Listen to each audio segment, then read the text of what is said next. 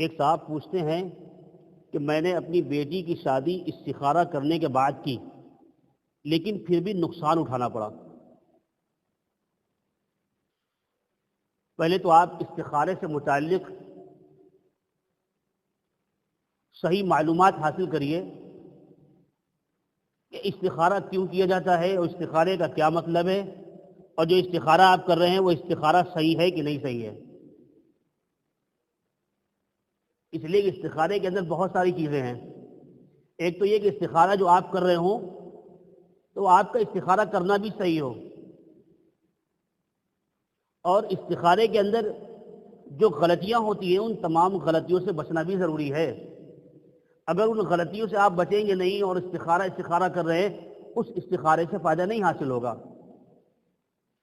استخارہ جو ہے وہ تردد میں کیا جاتا ہے، جب انسان کو تردد ہو کہ یہ کام کرنا ہمارے لیے بہتر ہے کہ نہیں ہے، یعنی یہ کام ہم کریں یا نہیں کریں، تو گویا کہ استخارہ اللہ تعالیٰ سے دعا ہے۔ آپ کی بیٹی کا رشتہ آیا اور آپ نے اس رشتے کو بہتر سمجھ لیا اور آپ کو اچھا بھی لگ رہا ہے کہ یہ تو بہت مناسب جگہ سے آیا ہے، بہت بہتر ہے، اور اس کے بعد میں آپ نے استخارہ کیا۔ اب جو استخارہ کر رہے ہیں کہ پہلے دل نے قبول کر لیا ہے کہ یہ بہت اچھا لگ رہا ہے، بہت بہتر ہے، اب استخارے سے فائدہ حاصل نہیں ہوگا، اس لیے کہ اب جو کچھ بھی آپ کا دل کہے گا وہ آپ کو پہلے ہی سے دل میں یہ بات آ گئی تھی کہ یہ بہتر ہے اور ایسا اچھا رہے گا۔ اب آپ نے استخارہ کیا ہے، جبکہ ہمارا ذہن اور دل کسی ایک طرف متوجہ نہیں ہو، ہم تردد میں ہیں اس معاملے میں کہ یہ کام کرنا چاہیے یا نہیں کرنا چاہیے، اس لیے 2 رکعت نماز ادا کرنے کے بعد میں نفل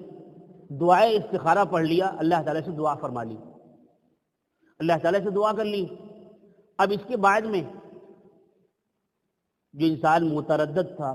جو ہے تردد میں پڑا ہوا تھا، تو اس کا تردد دور ہونے کا طریقہ اب یہی ہے کہ کہیں اس کا ذہن گیا نہیں تھا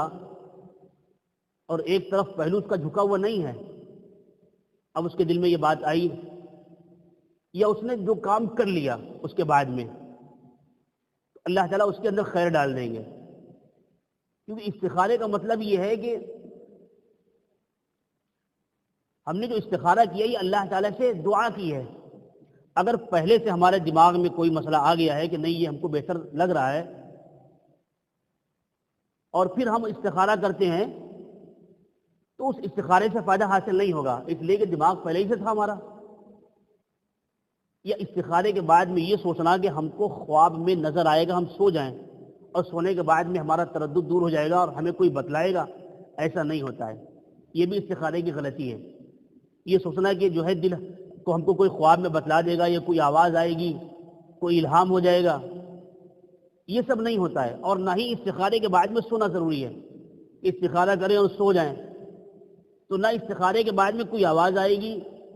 اور نہ ہی کوئی الہام ہوگا اور نہ ہی کوئی جو ہے خواب آئے گا۔ یہ تمام چیزیں لوگوں نے اپنی طرف سے بنا لی ہیں،